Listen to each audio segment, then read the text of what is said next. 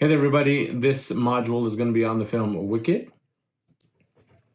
Wicked is an American film released in 2024. I know this is a global cinema class, but United States is part of that global marketplace, so we're going to check out this American film. Although it's an American film, it was produced and shot all in England at Sky Studios L Street. A lot of films are done internationally just because of cost, so it's a little bit less expensive to film in other parts of the world sometimes. The director for this film is a guy named John M. Chu. The other film that a lot of people would know of his work is Crazy Rich Asians, I believe is the film that he did. This is an adaptation of a 2025, it says 2023, I apologize, 2025 Broadway musical. It actually might have ran in that span, who knows, it might have been on a 2-year run, 2003 to 2005 Broadway musical. The Wizard of Oz world is a much larger world than that, and you'll check that out in a few minutes, but the closest correlation to what Wicked the film is this Broadway musical. The genre for this film, it's a musical, it's also a fairy tale, and it's also a dramedy. This received many nominations for many different awards from many different organizations. The Oscar nominations that this film received were Best Picture, Best Actress, Best Supporting Actress, Costume, Editing, Makeup and Hair, Production Design, Score, Sound, and Visual Effects. So I got a lot of Oscar noms. I believe it actually won 2 of them. I think they were Production Design and Costume were the 2 they won. All right, so, but it won a lot of awards over the awards season from a lot of different organizations. Things to think about as you make your way through this film. Number 1, this is a novel that was turned into a Broadway musical that was turned into a feature film. So there's a lot of adaptation going on in this particular project. Now they're trying to stay pretty true to it, but you just can't include everything. For people who are fans of the Harry Potter franchise, there's a lot of stuff that's in the books that don't make it to the movies, and that's just because there's just not enough time to put all that detail. So this would have the same kind of thing going on. And if you look way down at the bottom of the page, that gives you a timeline as to how large the Wizard of Oz world or universe actually is. The franchise is pretty big, and it's been around for over 100 years. So the original novel was written in 1900, The Wonderful Wizard of Oz. That was actually turned into a short film in 1910, and then a silent feature film in 1925. And then the film that most people remember or recall is the 1939 version of the movie called The Wizard of Oz. That film does have sound, and it's actually in color. So that's the one that, again, everybody recognizes. And then there's a few other things that happen between 1939 and 1995. And then in 1995, the novel Wicked came out, which is kind of a reimagining, almost a origin story for our Wicked Witch of the West, Elphaba. And that novel kind of reimagines this Oz world. That novel was turned into a Broadway musical. Again, here it says 2005. And then we have a feature film that comes out. Wicked came out in 2024, which is what we're watching. And this is only half of that story adapted from the musical. The second half of that adaptation from the musical is a second film that's coming out later this year. I believe it's in November of 2025. Part 2 of Wicked is going to be coming out. So it's a very big, large production, big, large undertaking. So talking about the narrative in Wicked. So we are reframing the Wizard of Oz through Elphaba's POV, okay? So we're reframing it, re-looking at it, and basically what we're doing is we're taking the villain, and the villain is going to become this misunderstood hero. So it's a great kind of reimagining of this storyline, and I think it's pretty clever. And again, it started with that novel in 1995.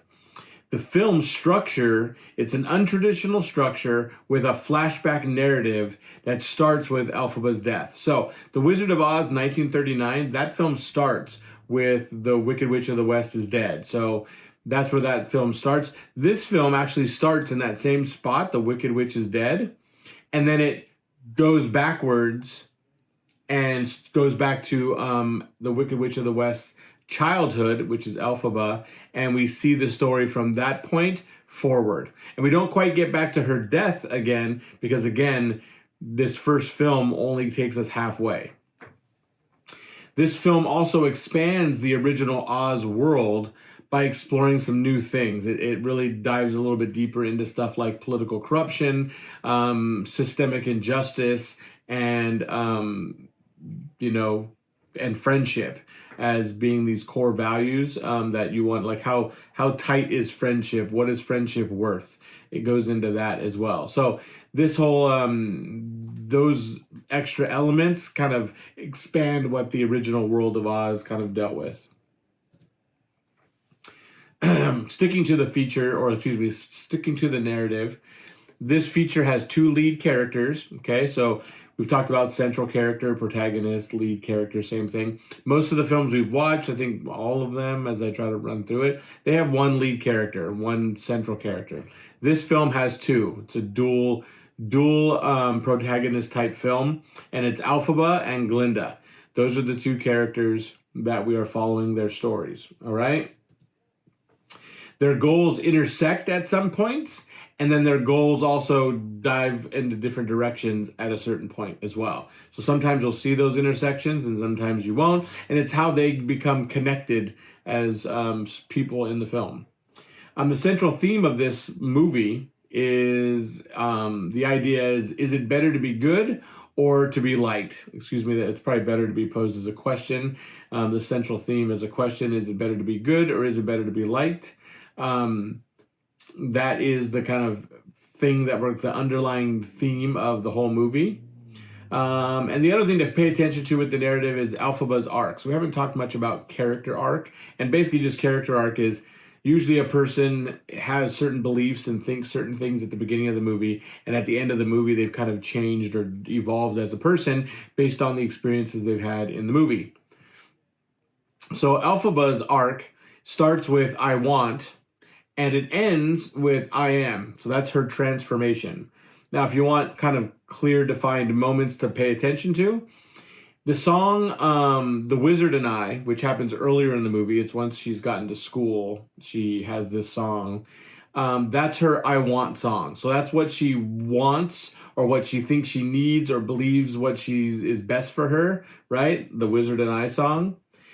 And then her I Am song is at the end of the movie, which is Defying Gravity. So in that song, it's what she actually is, what she's transformed into, what she's become. That is her transformation and her arc. So pay attention to those two songs and what she's saying in those two songs, The Wizard and I and Defying Gravity. Color palette, cinematography. So we're moving on to cinematography. You can see a couple shots here on the right-hand side. They give you a good look at kind of the different sets and the different looks that they did in the movie. A lot of people will think like Wicked as this big, bright musical, and it does have those moments, right? It actually starts with a very big, bright scene, but there are definitely kind of more dramatic, dynamically lit sequences in the film as well. They have two pretty kind of prominent color palettes distinguishing the characters' worlds in the movie. So we have that cool green, which is representative of Elphaba, and then we have this vibrant pink, which is representative of Glinda. And so you'll see those. You'll see them be separate. You'll see them interact. You will see, dramatic lighting changes that we will pop into some extra pink at a certain spot when we're really in Glinda's head, and we'll get to that green when we're really in Elphaba's head. And also Shiz, the school that they go to, has a lot of pink tone to it, and then when they get to the Emerald City, there's a lot of green there. Okay. The framing emphasizes Elphaba's isolation and later her empowerment. So what we're talking about framing is how they are photographing the character, Elphaba. So I'll probably throw up some examples here that show Elphaba in a little bit more isolated state, where they're kind of filming her with tighter lenses and not having a bunch of people in the frame with her. It's just her kind of isolated. You can see in the frame in the middle on the right, it's actually on this side, I believe, how there's a shot of Ariana Grande as Glinda, and you can see all the classmates behind her. That's like including her with all the people who follow her, which means she's not isolated. She's like got everybody following her. And then if you see a reverse shot of Elphaba, she's probably by herself. And then later in the film, especially in the Defying Gravity sequence, you'll see them photograph Elphaba in a little bit more empowering way. So again, there's probably examples that have been thrown up here. The use of aerial shots and CGI expand Oz beyond the stage. So again, this was adapted from a musical that had a stage that it could not exceed, but they wanted you to bring you into this big expansive world. So they used a lot of aerial shots, and the aerial shots that they're using are done by drones. It used to be a lot of helicopter stuff, but nowadays they're using drone photography or drone cinematography to make it a little bit easier and do some more creative shots. And CGI just stands for computer graphic or computer generated images. So there's a lot of computer generated images, especially at the beginning of the movie when we are being introduced to Oz. There's a lot of CG kind of aerial shots that lead us to Munchkin Land, or I think that's what it's called, as we start the film off. Production design, costume, and hair and makeup, they do an excellent job in this film, and they are part of the visual in this film, creating the look and the style of this world that we're in. So don't overlook kind of the color palette and the style that you see with their hair and with their costumes and the elaborate sets that were built. There's a great video in the contextual page that really highlights how expansive it was, how big the sets were. I think they planted like 9 million tulips or something like that for the tulip fields. They did some crazy stuff to really make this world like come alive. This shot here just gives you, I wanted to give you some idea of kind of how technically advanced this film is. This is a shot of Elphaba that would play in the movie at the end in Defying Gravity once she's out the window. So this is her flying.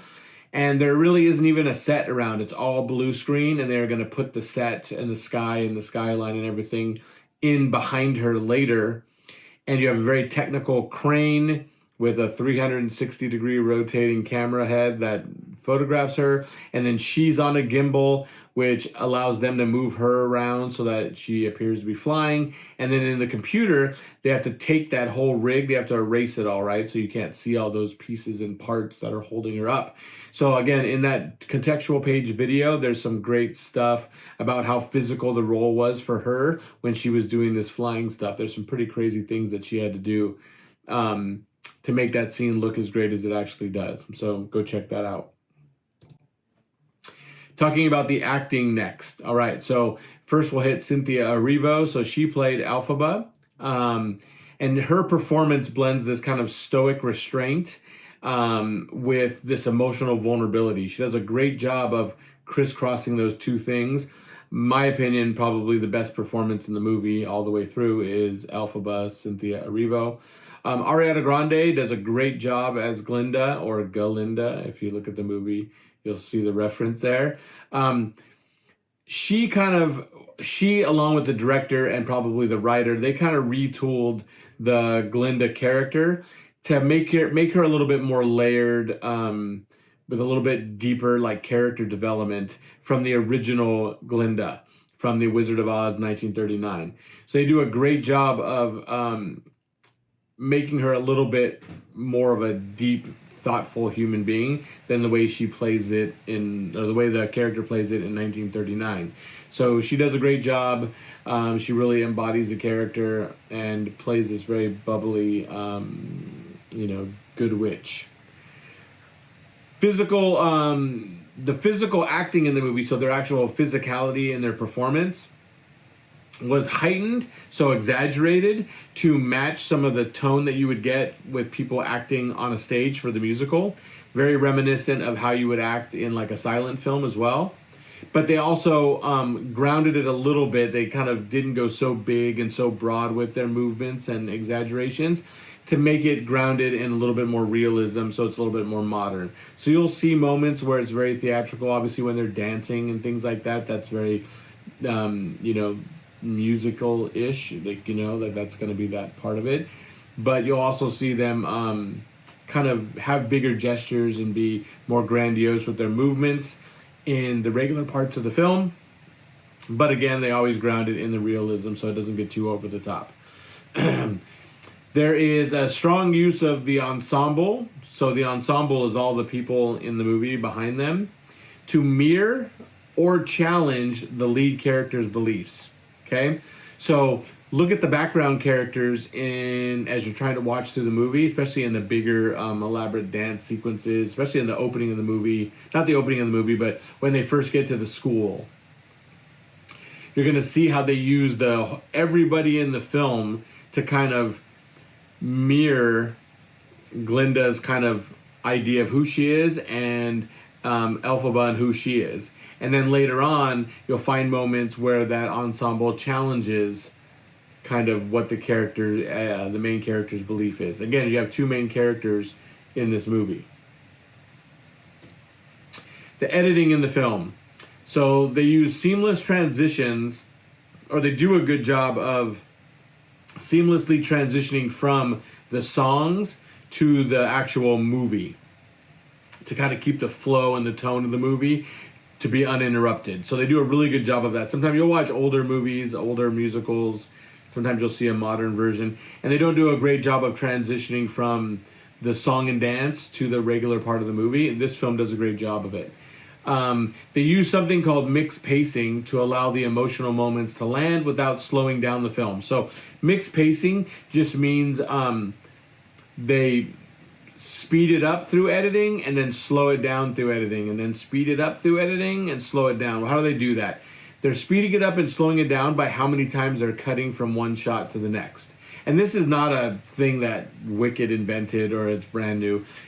You could go back to, the 60s and find the idea of this kind of slowing things up and speeding it back up and slowing it back down all the way back to the early 60s, beginning of the 60s.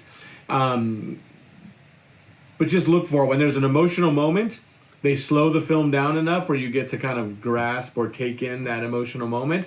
But then they find ways to speed it back up and start to cut. You'll see that in a lot of the dance sequences and things like that. All right? So it's a great job of mixing the pace of slowing things down and speeding stuff up at the right time. They used a lot of cross-cutting during the Defying Gravity sequence, which is at the end of the movie, to heighten the stakes for the characters and keep the momentum high, so keep the energy high in the scene. So cross-cutting is just cutting from one person to another person or from one thing to another thing. So in this movie, or in this sequence, Defying Gravity, which I think is the best sequence in the movie, like it's my favorite sequence in the film, is Defying Gravity. They do a great job of cutting back and forth between Elphaba and Glinda to kind of help us understand what's at stake for each of their characters, right? What do they have to gain and what do they have to lose by this moment that's happening? And they also cross-cut between Elphaba and Glinda as a whole to the guards that are trying to get into the space that they're in. So that's like just amplifying the tension that's going on in the scene. So it does a great job of cross-cutting between the two characters in their moments and then the two characters as they're waiting, as these guards are trying to get to them and what ends up happening, okay? So what we're talking about when it comes to stakes, it again is just what's at stake for our main character. So watch that scene at the end. It's really cool the way they did it. I think it's the best sequence. And it's a long sequence. It starts with them in this kind of big open space with a big balloon in it. And then there's they try to take off with the balloon, but that doesn't work. And then ultimately there's a little bit of a chase, and Elphaba ends up out the window and flying around. All right, so sound design in the film Wicked. The orchestra swells, or the orchestration swells, align with the character's emotional peaks, especially in the song The Wizard and I. So when that's earlier in the movie, Elphaba is at school already, and she's kind of wandering around the campus singing the song. You'll see they do a great job of the orchestra rising up and getting big when she's like expressing big emotions, but when she's contemplating things and very introspective in what she's saying, the orchestra kind of settles and gets more subtle, and it's a really good job of kind of having the music kind of go along with the emotional state of our characters. The lyrics in all the songs function as internal monologue for our characters, meaning we're getting to hear and see a lot of how they think and feel in the movie through the lyrics. Diegetic and non-diegetic sounds. Okay, so diegetic means sounds that the characters can hear.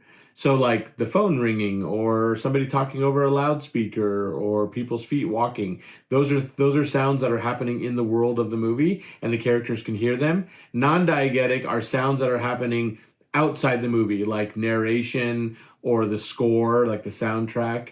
Those are sounds that can't be heard. So they do a great job of mixing and blending that in this particular movie. And then in Defying Gravity, they do a great job of combining the music, the sound effects, and the way they mix them all together to create this very dynamic, cinematic, climactic scene. And they do a great job of it in the sound department, in the visuals, and the acting performance. Again, Defying Gravity, my favorite part of the movie. Cinematic terms. Cross-cutting, we talked about that. That's just cutting from one person to another person or from one place to another. Diegetic are sounds that the actors can hear inside the world of their movie. Non-diegetic are sounds that can't be heard by the actors in the story, meaning like narration or the score or things like that. And stakes are what's at stake for our character. Okay, what are they going to lose if this doesn't work for them, and what will they gain if this works for them? All right. So hopefully that was quick enough for you. Sorry I ran a little long. Enjoy the film. If you have any questions, don't hesitate to reach out.